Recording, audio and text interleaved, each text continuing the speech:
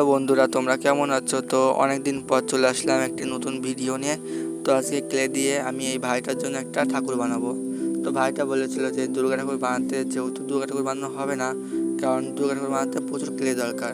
আর এই যেহেতু এক প্যাকেট ক্লে নিচ্ছে, তো আমি বললাম একটা ছোটো দেখে একটা ঠাকুর বানিয়ে দিচ্ছি।